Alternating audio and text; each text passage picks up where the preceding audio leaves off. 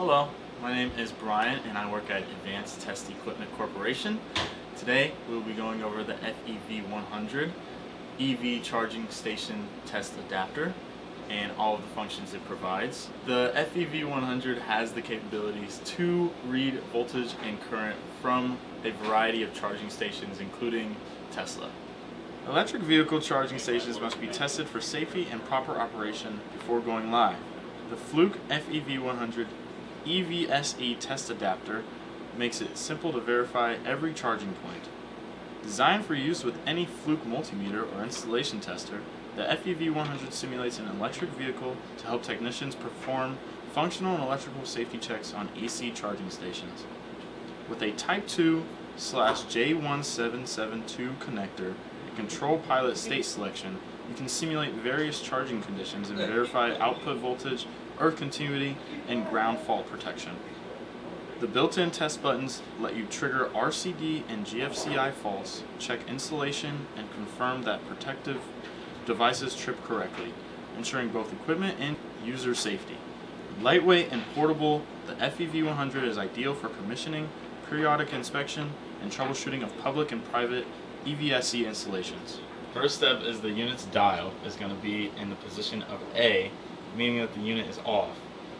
The next step is you're going to switch the dial to B for a few seconds to 0, the FEV100, so that you're not getting any readings that aren't accurate.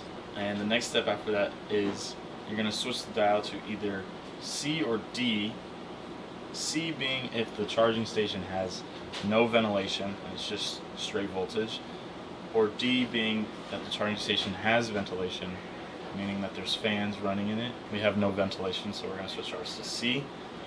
And as you can see, the light next to the L1 port is lit up red, meaning that the FEV100 is getting a stable voltage reading. Now, in order to read this voltage, we have our leads connected to L1 and L2/neutral. Our red lead being our positive, which is connected to L1, and our black lead being our neutral/negative, connected to L2.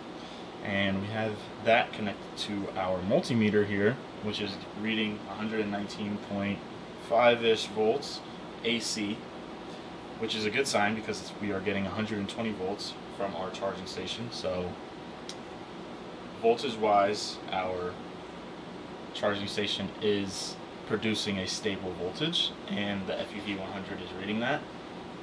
Now, in order to read current from our charging station, we're going to switch the leads to the CP signal output ports, our black being on the ground and our red being on the yellow. And we're going to connect these to an oscilloscope. And if you don't have an oscilloscope, you need a multimeter or some unit that has the function of duty cycle, because in order to read current, you need to see the duty cycle that you are getting from the charging station.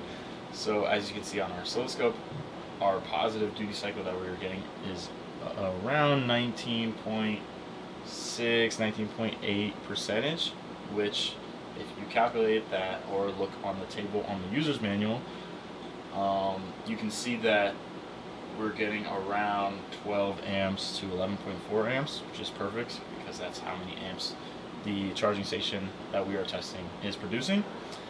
Thank you for watching. For rentals and more information, visit our website at www.atecorp.com, and have a nice day.